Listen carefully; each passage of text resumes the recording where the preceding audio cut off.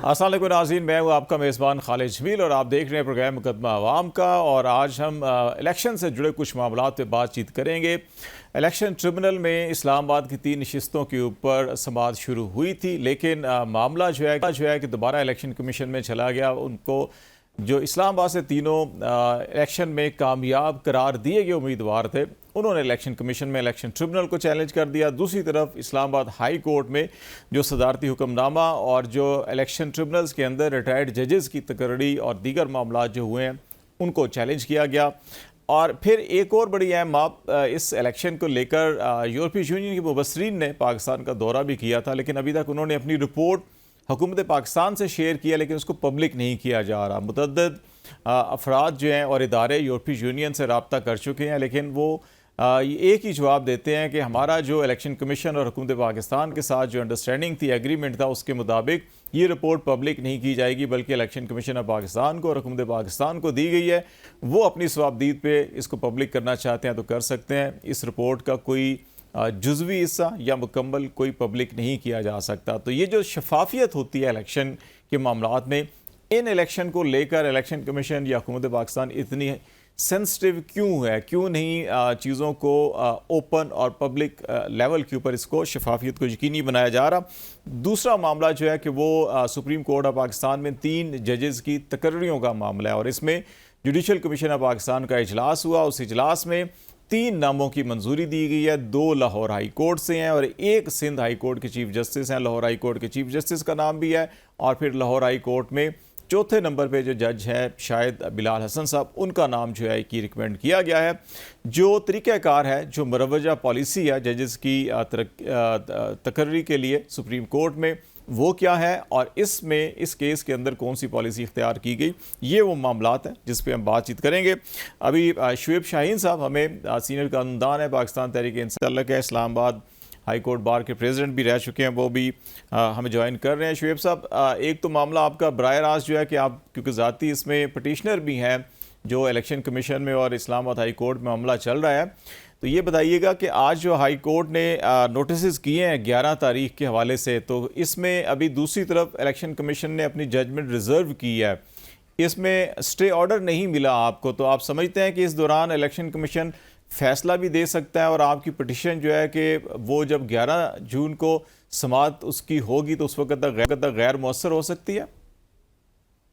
देखिए, उसूली तौर पर तो विद रिस्पेक्ट मैं अर्ज़ करूँगा कि ये जस्टिस आमिर फ़ारूक साहब को स्टे देना चाहिए था। हमने उनको बताया कि जी आज ही वो प्रोसीडिंग्स पेंडिंग हैं, वो किसी भी वक्त आर्डर पास कर सकते हैं।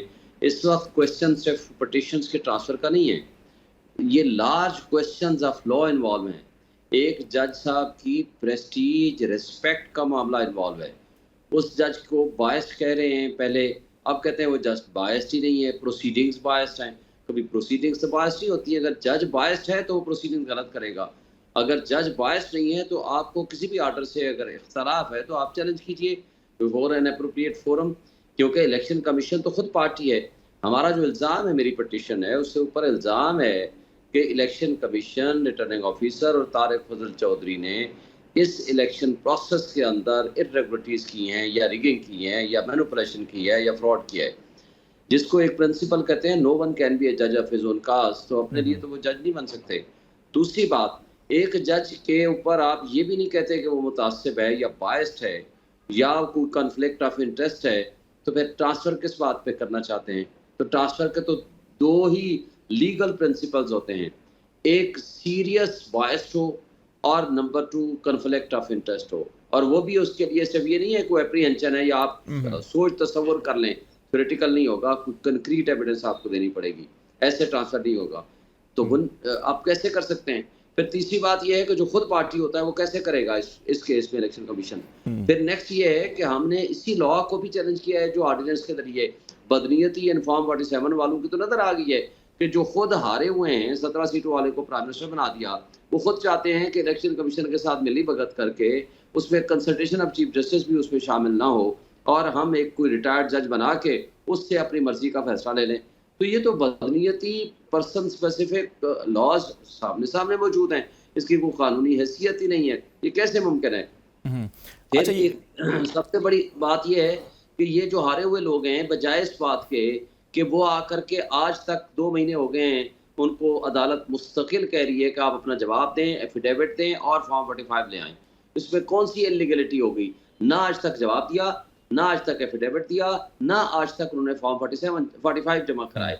और उसके साथ बात ये है कि अगर वो इधर जवाब नहीं देते कि 7 डेज़ के अंदर जवाब देने के बाद पाबंद हैं और अदालत 7 डेज़ के बाद अगर टाइम देगी, डे टू डे हियरिंग होगी और 1 लाख रुपया एक तारीख का जुर्माना होगा। मगर अदालत ने कुछ भी नहीं किया। इस सब कुछ के बावजूद वो जा करके ट्रांसफ़र करने पहुँच गए। ये सारा मिलीभगत लगता है इलेक्शन कमीशन की और इनकी, और अफ़सोस से कहना पड़ता है कि इलेक्शन कमीशन इसमें अपनी खोई हुई जो साख है उसको बहाल करने का टाइम कम से कम अच्छा, ना भी हो, इस कम से केस कम के आगे अंदर मज़ीद आरो बख्तियार ना करे। इस केस के अंदर जी। आरोज जो है वो भी फरीक थे और गालबन वो भी तमाम के तमाम तीनों आरोज नहीं पेश हुए अभी तक। सर एक दफ़ा नहीं पेश हुए। उनको जुर्माना हुआ है 15,000 रुपए का कि जी आप ये भी जमा कराएँ और आएँ और ईएमएस सिस्टम का रिकॉर्ड ले आएँ। वो ईएमएस का ये था कि प्रिजाइडिंग ऑफिसर्स ने इलेक्शन मैनेजमेंट सिस्टम इन्होंने बनाया था, 36 करोड़ या 38 करोड़ रुपए का खरीदा था इलेक्शन कमीशन ने, और वहाँ प्रिजाइडिंग ऑफिसर ने, ये लॉ में लिखा हुआ है, स्नैपशॉट लेना था और फौरी तौर पर ईएमएस में डालनी थी वो अपना वो जो रिजल्ट था फॉर्म 45। अब जो जिसने डाला, जिसने नहीं डाला, उसने इंटरनेट उन्होंने ख़राब कर दिया। लेकिन चूँकि तस्वीर बना के जो भी घर में पहुँचा उन्होंने उसमें स्नैपशॉट डाल दिया। अदालत ने कहा वो भी ईएमएस सिस्टम रिकॉर्ड ले आएँ, हमने अदालत को कहा था वो ले आएँ। वो आज तक ना आए हैं, ना वो पेश किया है, ना वो पेश होना चाहते हैं। देखें, अगर एक करप्ट प्रैक्टिसेस में इन्वॉल्व है वो रिटर्निंग ऑफिसर्स और वो उस पार्टी भी है और अदालत से रिकॉर्ड मांग रही है, बजाय वहाँ रिकॉर्ड पेश करने के या वहाँ आने के या वहाँ जवाब जमा कराने के, यहाँ भागम भाग आते हैं इलेक्शन कमीशन के पास, आए जी हमें रेस्क्यू करें, हमें बचाएं जी जनाब, हमें तो रिकॉर्ड देना पड़ेगा। और यहाँ आकर वो कहते हैं कि जी जज जल्दी में चल रहा है। भाई लॉ ये कहता है 6 महीने के अंदर अंदर फैसला होगा। 4 महीने तो हो चुके हैं, 2 महीने बाकी रह गए और अभी तक इन्होंने जवाब नहीं दिया, तो एविडेंस की बारी कब आएगी? दूसरी बात यह है कि इनका ये चाहते हैं कि जनाब बस ये पेंडिंग रहे और इस केस को प्रोसीड ना किया जाए। और फिर इन्होंने कहा कि जी वो ये कह रहे हैं कि जनाब झूठा एफिडेविट जमा कराएंगे, कागजात जाली जमा कराएंगे तो फिर एफआईआर भी कटेगी, जेल भी जाएंगे। भाई वो तो कानून कहता है कि किसी अथॉरिटी, वो तो आप पे भी हो सकता है ना, जरूरी तो नहीं कि झूठा है उनके फार्म हो। तो अगर बयान अल्फी आप दे रहे हैं तो इसका मतलब है कि आपके अगर गलत होंगे तो आपके भी हो सकते हैं, अगर वो क्लेम कर रहे हैं कि उनके पास दुरुस्त। खालिद साहब यही तो हमने कहा है।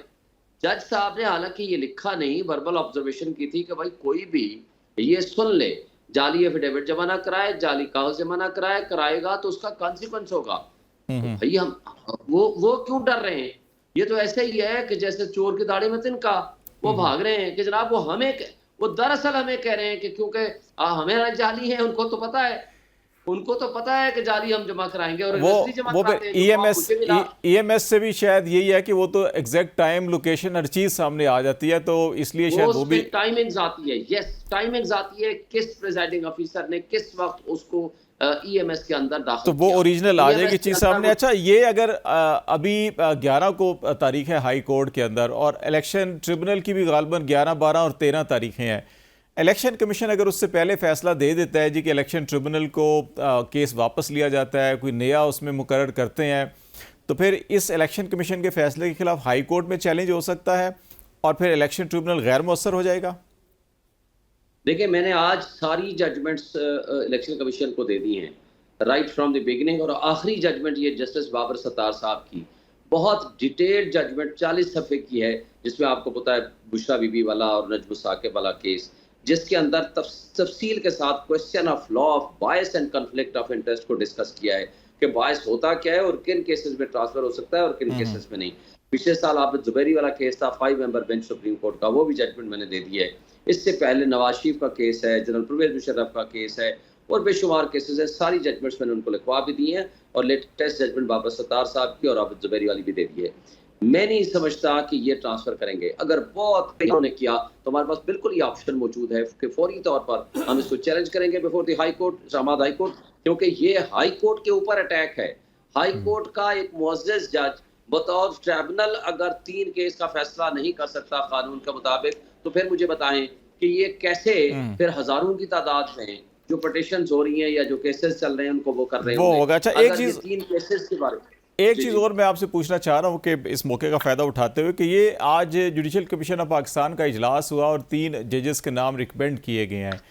अब जो मुरवजा पॉलिसी जो हम समझते हैं वो ये थी कि जो सीनियर मोस्ट चीफ जस्टिस साहिबान होते हैं उनको सुप्रीम कोर्ट में तरक्की दी जाती है। उस हिसाब से आमिर फ़ारूक साहब सबसे पहले चीफ जस्टिस बने थे गालबन ये नवंबर 2022 में। उसके बाद फिर जस्टिस अकील अब्बासी साहब जो chief justice Sindh high court के, और फिर जस्टिस शहजाद साहब, इन तीन की सीनियरिटी बनती थी।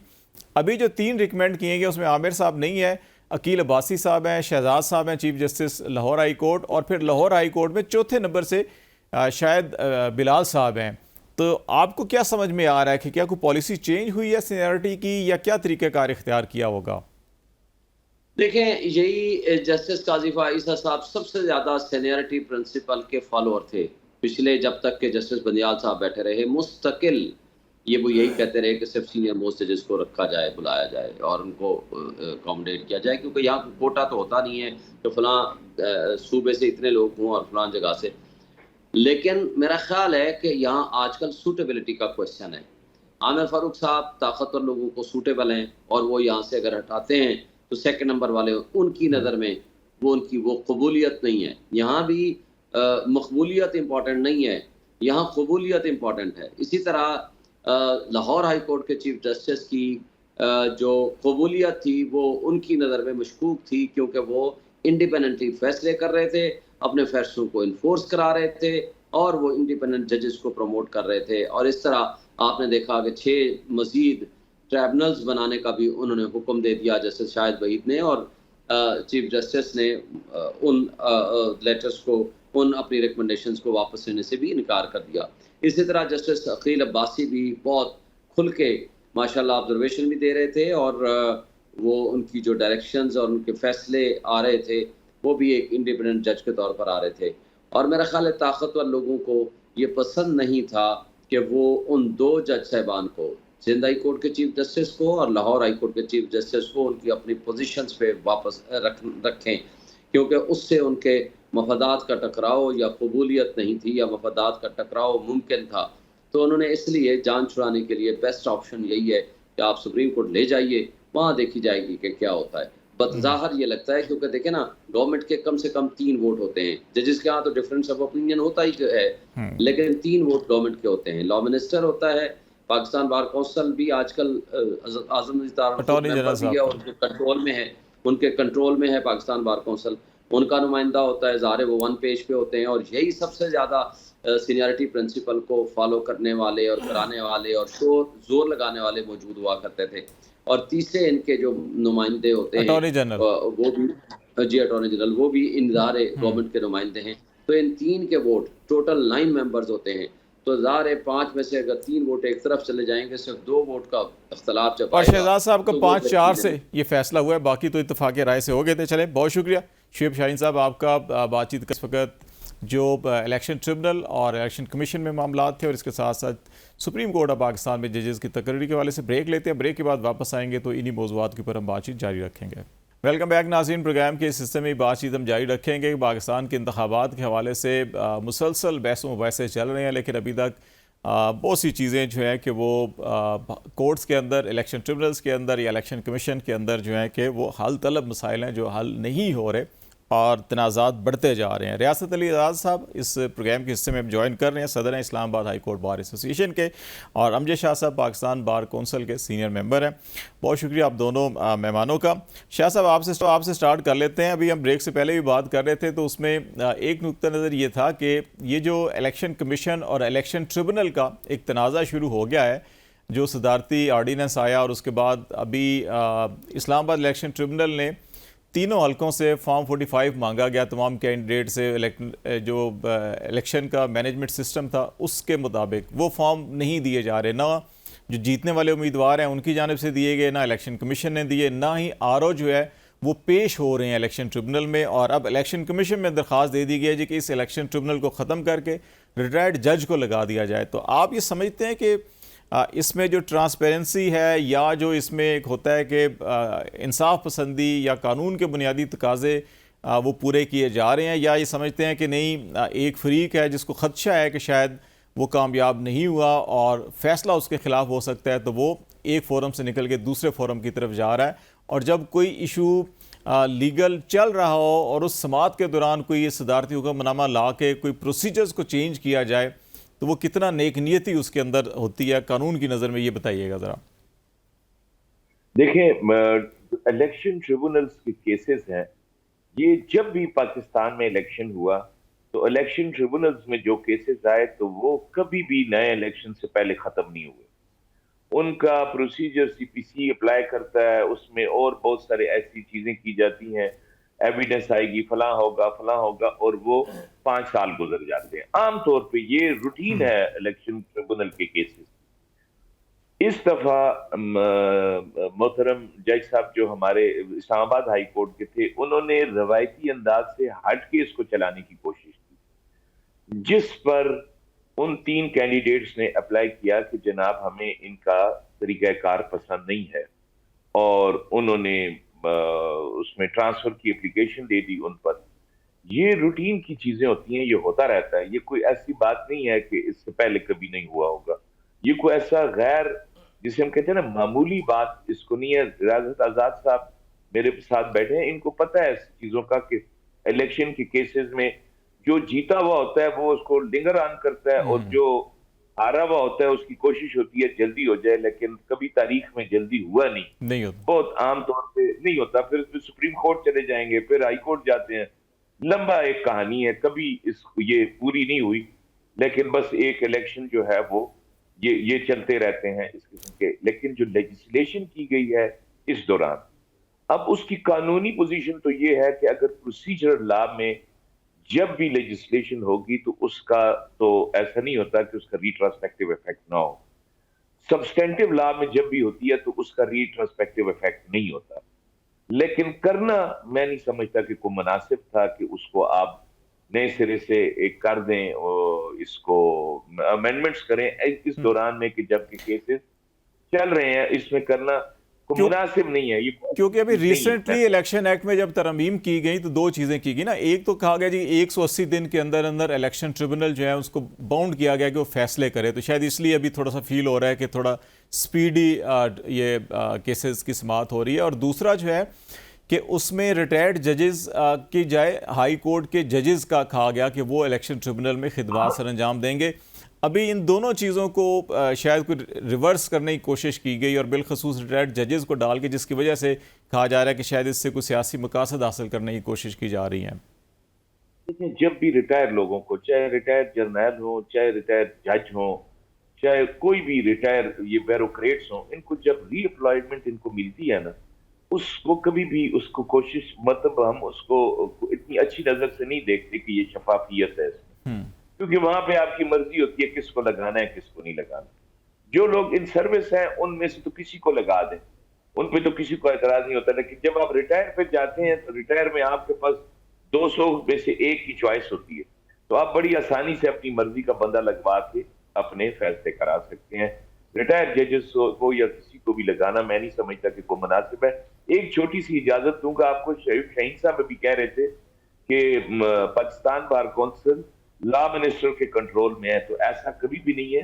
ये इदारे जो है ये बिल्कुल इंडिपेंडेंट है, ये किसी के कंट्रोल में नहीं होते। जब शहीन साहब थे तो इनका फरोग नसीम साहब के ये लोग कंट्रोल में हुआ करते थे, कभी भी नहीं रहे ये, तो हम भी कभी किसी के कंट्रोल में नहीं रहे। ये इदारे इंडिपेंडेंट हैं और ये वकला के नुमाइंदे हैं, ये किसी पॉलिटिकल पार्टी या किसी मिनिस्टर के कंट्रोल में नहीं, नुमाइंदगी बिल्कुल नहीं है। तो मैं जरा आज़ाद साहब से भी बात करते हैं। रियाज साहब, आपका क्या ख्याल है कि ये जो सारा मामला चल रहा है इस वक्त तराजा बन चुका है कि बात सिंपल सी है कि तमाम कैंडिडेट फॉर्म 45, 46, 47 जो भी उनके पास हैं वो दे दें, उनका एनालिसिस कर लिया जाएगा, अच्छा जी इसमें जेन्युइन कौन से हैं, फेक कौन से हैं, और उसका फैसला हो जाएगा। तो इतनी ज़्यादा ये सारी की सारी कानून भी बदल लें, ट्रिब्यूनल भी बदल लें, तो इसका मतलब है कहीं ना कहीं ख़राबी उस एंड के ऊपर है जो सारी चीज़ों को बदलना चाह रहा है। वरना अगर जीता हो, साफ चीज़ मेरे हाथ में हो, तो मैं तो कहूँगी जल्दी जल्दी फैसला हो जाए ताकि मसला ही ख़त्म हो जाए। जी बिल्कुल खालिद भाई, मैं शाह साहब के व्यू से बिल्कुल एग्री करता हूँ। देखिए, ये मुनासिब ही नहीं लगता अगर आपने पहले ट्रिब्यूनल में आप चले गए, और वैसे भी जब इलेक्शन हो जाए तो आफ्टर इलेक्शन जितने भी अफेयर्स रिलेटिंग टू इलेक्शंस होते हैं वो ट्रिब्यूनल ही देखता है, दोबारा से कभी वो वहाँ पे इलेक्शन कमीशन नहीं देखता। अब ये जो इस वक्त किया जा रहा है ऑर्डिनेंस जो आर्टिकल 89 के तहत लाया गया, मेरी ज़ाती राय में मेरे से इख्तलाफ राय किया जा सकता है। मैं इस हक में नहीं हूँ, चूँकि जो ऑर्डिनेंस लाया गया है वो पार्लियामेंट को बाईपास करके लेजिस्लेशन करने का एक तरीक़ेकार है, जिसको कभी भी बीइंग स्टूडेंट ऑफ लॉ मैं तो उसको पसंद नहीं करता। अभी अगर जो पेश कर दिया गया पार्लियामेंट में गुज़श्ता, लेकिन उसमें ये रीज़न है कि when the parliament is in session तो आप ऑर्डिनेंस ला ही नहीं सकते। इसका मतलब है कि that ordinance is based upon mala fide. क्यों? जैसे शाह साहब ने फरमाया कि देखिए जो रिटायर जज होता है वो तो छोटी छोटी एडवाइजरियों के लिए भी, मैं माजरत के साथ कहूँगा कि वो गवर्नमेंट के पीछे और इधर उधर को कॉन्ट्रैक्ट पे 2 साल की या 3 साल की जॉब के लिए भी वो कर रहे होते हैं, तो वो मुनासिब नहीं लगता। मैं समझता हूँ कि जो सर्विंग जज हैं, अगर आपने वाक़तन नियतन इस मुल्क के अंदर इंसाफ और मेरिट को आपने फ़रोग देना है, तो मैं समझता हूँ जो सर्विंग जजेस हैं उन्हीं को ट्रिब्यूनल में होना चाहिए, उन्हीं को ये डिसाइड करना चाहिए। जैसे कि इस्लामाबाद हाई कोर्ट में जिस जज साहब को ट्रिब्यूनल का वो बनाया गया है और वो लीड कर रहे हैं और इस केस को सुन रहे हैं, उन्होंने with in the limit of the जो इलेक्शन के एक्ट के अंदर दी गई है कि 6 माह के अंदर आप 6 माह के अंदर आपने डिसाइड करना है, और उसमें तो 7 दिन के अंदर जवाब आना, और अगर आपने इल्तवा भी करना है तो सब्जेक्ट टू कास्ट है।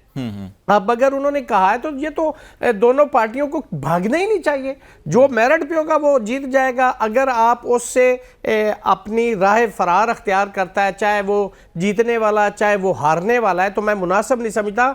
आवाम को, कौम को, अदलिया से गिला ही ये है कि हमारे केसेस नस्ल दर नस्ल चलते हैं। और जैसे शाह साहब ने फरमाया, बड़ी खूबसूरत उन्होंने बात की कि वाक़तन मैंने देखा है 5-5 साल तक अगला इलेक्शन आ जाता है, चाहे वो बल्दियाती हूँ, चाहे वो प्रोविंशियल हूँ, चाहे वो कौमी हूँ, कभी भी फैसला नहीं हुआ। कभी यहाँ से एक 2 महीने पहले जो है कि 2018 की जो उज़रदारियाँ थी सुप्रीम कोर्ट के अंदर निपटाई जा रही थी। अभी भी कासिम सूरी की अभी भी जो है कि नोटिस जारी हो रहे, वो आ नहीं रहे, और ये 2018 का इलेक्शन है, हम 2024 में पहुंच चुके हैं, मुद्दत भी खत्म हो चुकी है। बिल्कुल यही बात है। इसीलिए तो खालिद भाई सबसे इंपॉर्टेंट चीज़ ये है कि मेरिट पे फैसला करने दो। ये जो बायसनेस का, जैसे बाबर स्टार साहब की जजमेंट शुएब साहब ने रेफर की, वो बिल्कुल उसके ऊपर उन्होंने डिसाइड, या तो कॉन्फ्लिक्ट ऑफ इंटरेस्ट हो, तो जो इस वक्त ट्रिब्यूनल इस्लामाबाद का काम कर क्या है, आप उसको विद मटेरियल आप कोर्ट में पेश करें। अगर आप मिसट्रस्ट शो कर रहे हैं या आपको ये लगता है कि ये जज साहब बायस्ड है, तो फिर भी आपको बायसिज्म पे आपको मटेरियल देना कि these are the grounds, this is the sufficient material. ये ट्रिब्यूनल ने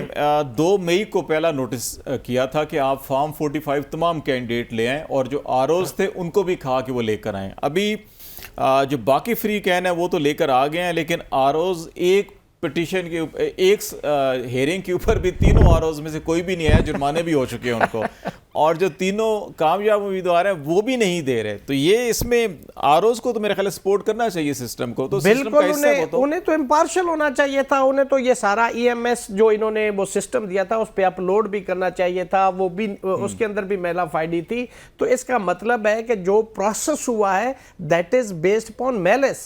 आप अगर क्रिस्टल क्लियर है, मेरिट को आप लेके चलना चाह रहे हैं, तो आपको तो अपनी ड्यूटी करनी चाहिए।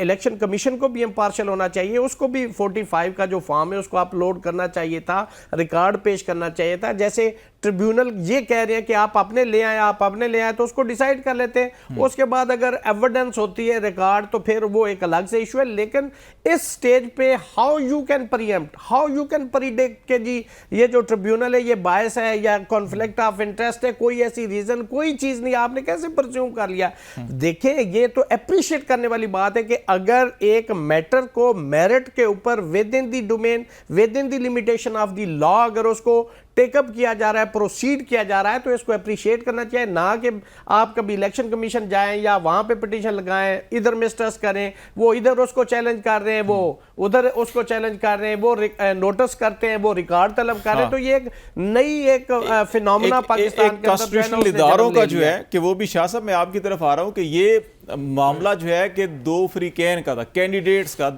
सियासी जमातों का था कि एक जीते हुए हैं, एक हारे हुए हैं। हारे वालों का क्लेम है कि वो जीते हुए हैं, उनके पास फॉर्म 45 हैं। जो जीते हुए हैं वो कहते हैं कि नहीं हम जीते हुए हैं, और वो सारी की तस्दीक होनी थी।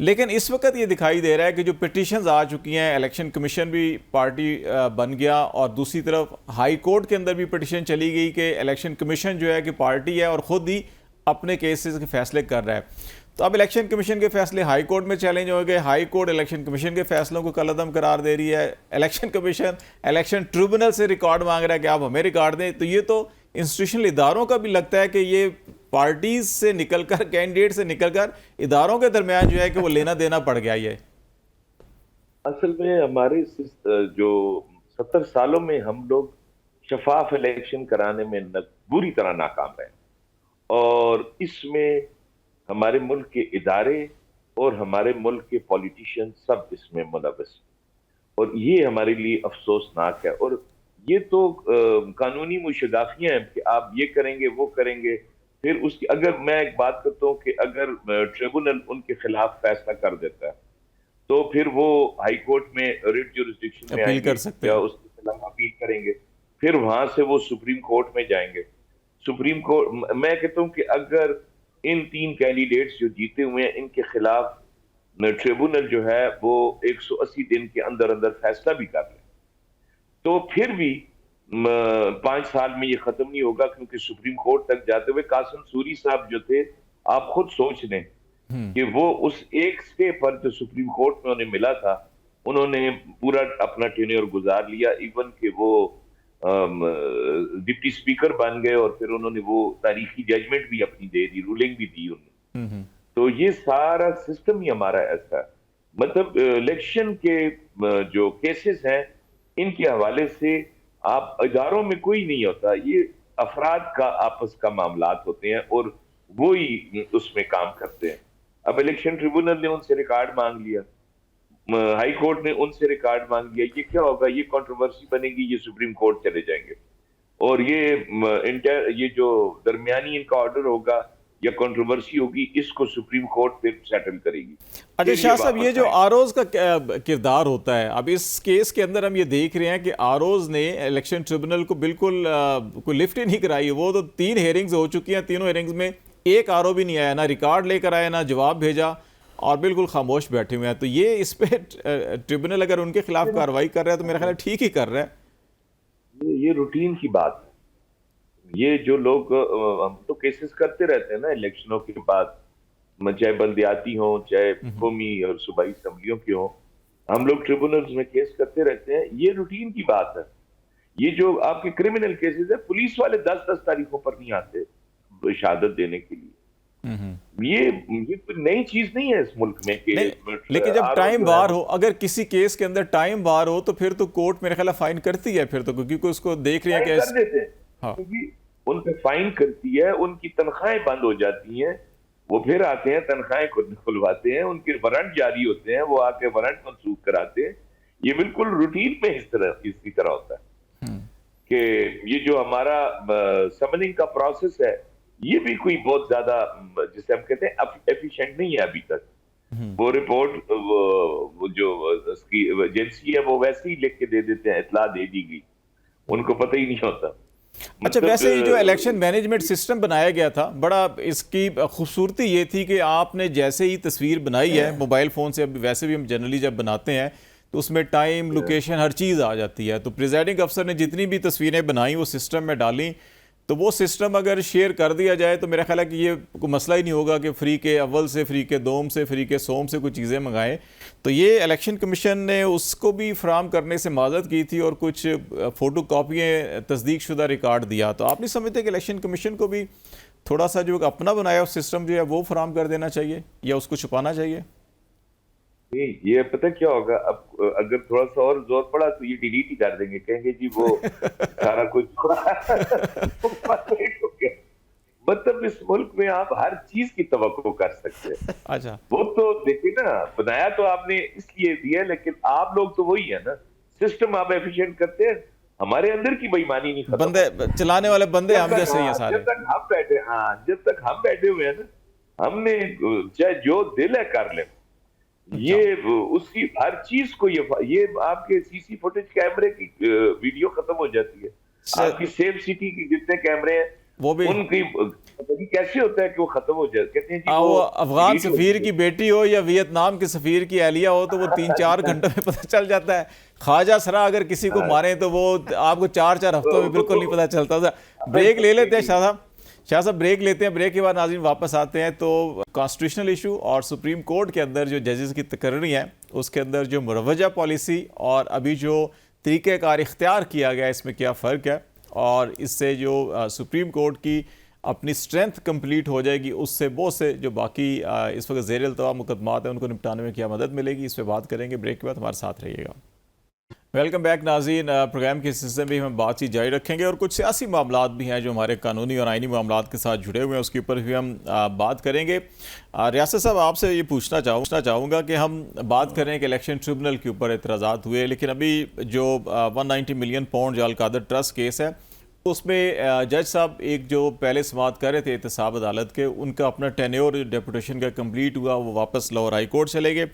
अभी जो दूसरी अदालत है उसको एडिशनल चार्ज ये दिया गया और वो आज केस की समाअत हुई, तो उनके ऊपर ये एतराज़ किया गया जी कि ये लीगल तरीक़ाकार इख्तियार नहीं किया गया कि वो अब इस केस की समाअत कर सकें। तो ये जो जजों की तब्दीली होती है या डेपुटेशन ख़त्म होती है, नया जज बनता है, और ख़ास ये कोई एहतसाब अदालत है क्योंकि, तो इसमें क्या तरीक़ाकार होता है और क्या इसमें वाकई कोई इसमें कोई ऐसी कबात है कि वो समाअत नहीं कर सकते? नहीं, देखें, एडिशनल चार्ज तो दे दिया जाता है और नॉर्मली ऐसा ही होता है कि चूँकि ये इनकी तैनाती जो होती है वो मिनिस्ट्री से होती है, जो ट्रिब्यूनल और इस तरह के स्पेशल कोर्ट्स के जो जजेस साहबान होते हैं, और ऐसा होता है कि जी आपकी अगर टेन्योर ख़त्म हो गया है, चूँकि ये डेजिग्नेटेड पोस्ट होती है 3 साल के लिए ये होता है, और अगर वो ट्रांसफ़र हो गए तो उसकी जगह पे नया जज आने तक अब ये तो नहीं ना उस कोर्ट को छोड़ दिया जाए, उसकी मुल्ज़मान है उस कोर्ट के जितने केसेस पेंडेंसी हैं, जिनकी तारीखें आ रही हैं, कोई जुडिशल हुआ है उसकी डेट आ रही है, कोई एविडेंस आ रही है, ठीक है कि जी जो दूसरी जिसके पास आर्जी चार्ज होता है वो मोस्टली वो डेट शेट ही उसमें देते हैं जब तक कि जज नहीं आता, चूँकि उसमें जो और ये एडिशनल की तकर्री भी मुतल्लिका चीफ जस्टिस की मशावरत से वजारत कानून करती है या वजारत कानून बराह रास्त कर देती है और फिर जो मुस्तकिल है उसमें चीफ जस्टिस की कंसर्न लेके किया जाता है? कभी ऐसा नहीं होता, ये कंसल्टेशन नहीं होती, वो वहाँ से वो कर देते हैं, नोटिफिकेशन हो जाता है और जज साहब आ जाते हैं और उसको चार्ज ले लेता है और उसको प्रोसीड करना शुरू कर देते हैं।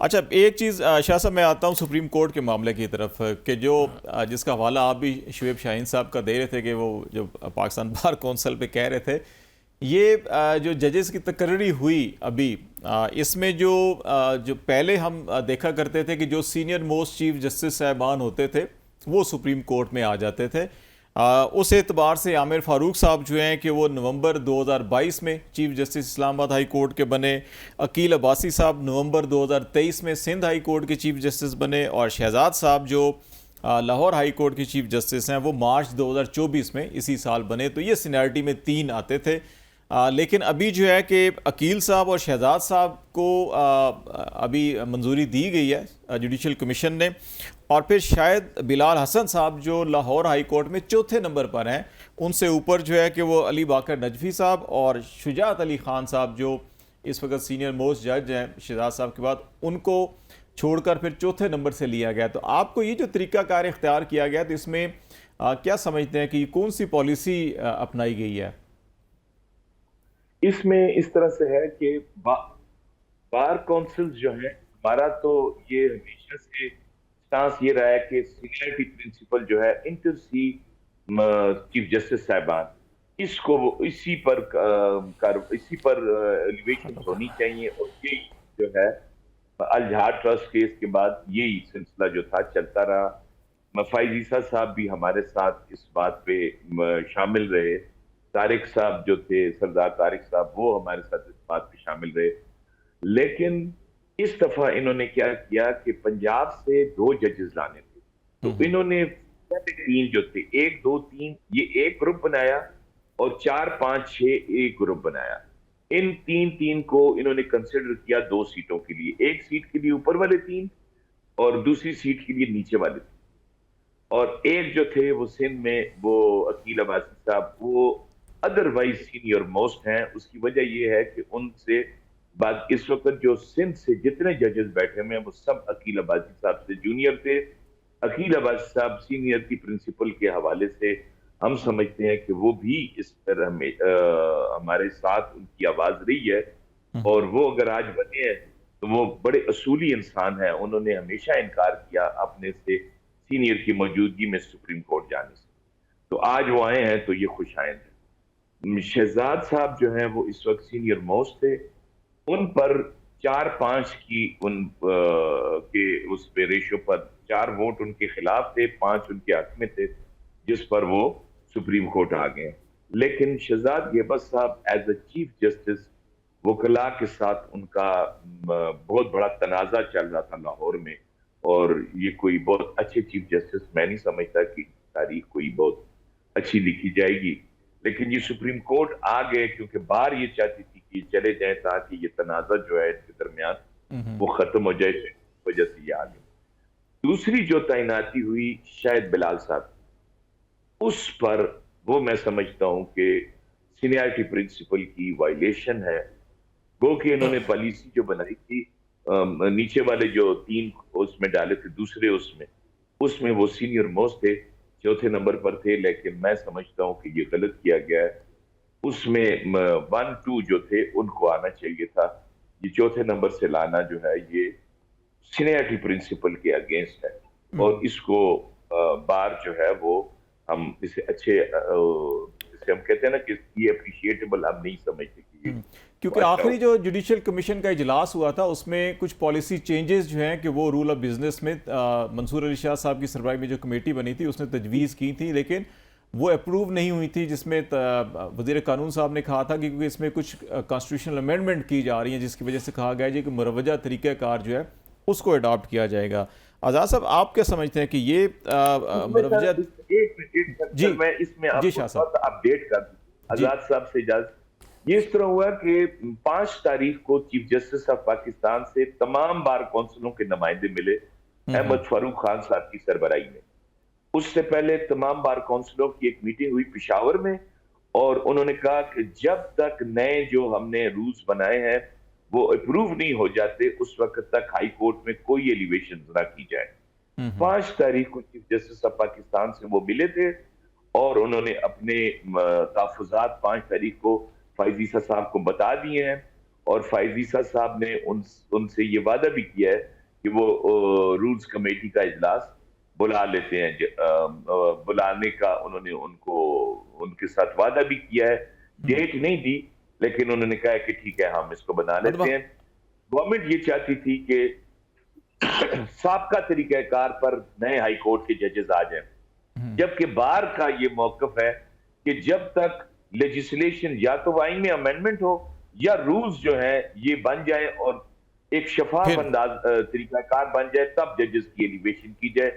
पुराने तरीके पर जजेस की हाई कोर्ट में एलिवेशन न की जाए। इस पर बार का और हुकूमत का आपस में मतलब ये हम एक पेज पर नहीं है, इत्तेफाक राय नहीं है हमारा। अच्छा, नहीं है, काजी साहब ने इत्तेफाक किया, चीफ जस्टिस साहब ने। आज़ाद साहब, इसको साहब ने कहा कि हम करते हैं दोनों इश्यूज़ पे आज़ाद साहब आपकी राय लेना चाहूँगा। एक तो जो जजेस की तकर्री अभी रिकमेंड की गई है उस पर भी, और फिर जो अभी शाह साहब ने नुक्ता उठाया है कि हाई कोर्ट के अंदर भी, क्योंकि अभी जजेस की तकर्री होनी है, वहाँ पे पहले ही बहुत सी असामियाँ खाली हैं, और अभी जब ये 3 जज मोअज़्ज़ज़ जो है कि सुप्रीम कोर्ट आ जाएंगे तो वहाँ पर भी खाली होगी। तो इस पे आपकी क्या ओपिनियन है? मैं ज़ाती तौर पे शाह साहब ने जो सीनियरिटी प्रिंसिपल का कहा है ना, मेरी भी बिल्कुल वही राय है, चूँकि ये already supreme court of Pakistan ने अल जिहाद trust versus federation of Pakistan उसके अंदर इसको प्रिंसिपली और वंस फॉर ऑल इसको डिसाइड कर दिया। और मैं ज़ाती तौर पे भी ये समझता हूँ कि जब सीनियरिटी प्रिवेल करेगा या प्रिंसिपल जो सीनियरिटी का है ये प्रिवेल करेगा, तो मैं समझता हूँ कि कोई उसमें कोई कंट्रोवर्सी नहीं राइज हो सकती। सबको पता है कि ये सीनियर है, यही जाएगा। वैसे तो सुप्रीम कोर्ट ऑफ पाकिस्तान में कॉन्स्टिट्यूशन के अंदर प्रोवाइडेड है कि डायरेक्ट भी आप जज साहबान को एलिवेट कर सकते हैं, लेकिन चूँकि हमारे पास जो साबका प्रेसिडेंट्स हैं, जो जजमेंट्स हैं, उसकी रोशनी के अंदर इस प्रिंसिपल को वायलेट करना ये मुनासिब ही नहीं है। ये किसी के साथ ज़्यादती हो जाती है। जो सीनियर है वो बैठा है और आप नीचे से जूनियर उठा के लेके आ रहे हैं, वैसे भी मुनासिब नहीं लगता। आप एक ख़ानदान के अंदर भी देखें ना कि एक बड़ा है ना तो उसका मकाम एक अलग है, उसके बाद अगर उससे नीचे वाले को वो आप वो पग पहना दें तो वो मुनासिब नहीं। ऊपर वाला वैसे भी अनाय हो जाता है और मुनासिब नहीं लगता। ये इन द इंटरेस्ट ऑफ जस्टिस भी नहीं ठीक, और जो हमारी प्रैक्टिस और हमारा कस्टम है ये जुडिशरी का, जिसके अंदर एलिवेशन को फॉलो किया जाता है, उसके भी अगेंस्ट है। और मैं being Islamabad high court bar association, मैं तो इसको अप्रिशिएट कम अज़ कम नहीं करता। मैं इस हक में हूँ कि जो सीनियर है उसी को आना चाहिए, जूनियर को नीचे से उठा के नहीं लाना चाहिए। और हाई कोर्ट के अंदर जो तरीक़ेकार के तब्दीली के रूल्स के अंदर तब्दीली की बात की जा रही है, तो पहले क्या था और अब क्या तब्दीली तजवीज़ अब मैं शाह साहब से थोड़ा सा हाथ बांध के थोड़ा सा माफ़ी के साथ थोड़ा सा इख्तलाफ करूंगा कि अगर सुप्रीम कोर्ट ऑफ पाकिस्तान में आज जजेस तैनात कर दिए गए, तो अगर प्रीवियस जो तरीक़ाकार है अगर उसके तहत नीचे हाई कोर्ट्स में भी कर दिए जाते तो उसमें कोई कबात नहीं। चूँकि इस वक्त हमारे बहुत सारे हाई कोर्ट्स के अंदर बहुत सारी वैकेंसीज और सीटें खाली पड़ी और पेंडेंसी और बैकलॉग जो है वो बढ़ता जा रहा है। अगर रूल्स पता नहीं कितना अरसा नहीं अप्रूव होते, नहीं बनते, तो क्या ये आप एलिवेशन नहीं करेंगे? या जैसे अगर आपने 175A का कॉन्स्टिट्यूशन जो जुडिशल कमीशन का तरीक़ेकार बनाया गया है, अगर आप उसको भी अमेंड करना चाहते हैं तो आपको कॉन्स्टिट्यूशन को अमेंड करना होगा। वो अगर आपने करना तो फिर आपको 2/3 मेजॉरिटी चाहिए, जो कि हुकूमत के पास इस वक्त नहीं है, चूंकि वो जो एक्स्ट्रा वो जो रिजर्व सीट्स थी वो सस्पेंड हो गई हुई हैं।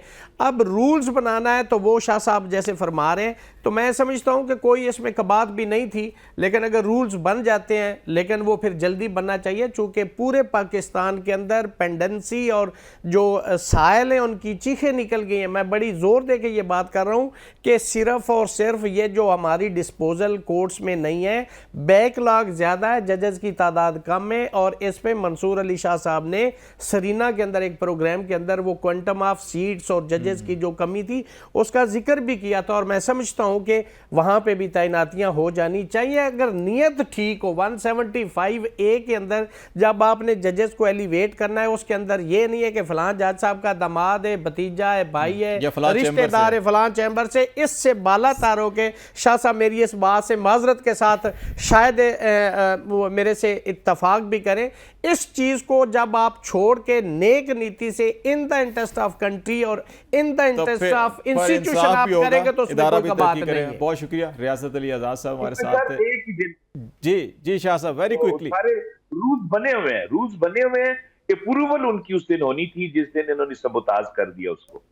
अब एक मीटिंग बुलाए चीफ जज साहब, उसी दिन वो अप्रूव हो जाएंगे, अप्रूव हो सकते हैं। बहुत शुक्रिया शाह साहब आपका भी, रियासत अली आजाद साहब बहुत शुक्रिया भी। नाज़रीन, अगर इंसाफ की फराहमी फौरी जल्द मकसद हो तो फिर तमाम मसाइल जो है कि वो बैठ के हल किए जा सकते हैं। लेकिन अगर मकासद जो है कि वो अदलिया के ज़रिए सियासत या कुछ और हों तो फिर उसमें बहुत सी बातें होती हैं, मसले मसाइल भी होते हैं जो हम बहुत से देख भी रहे हैं।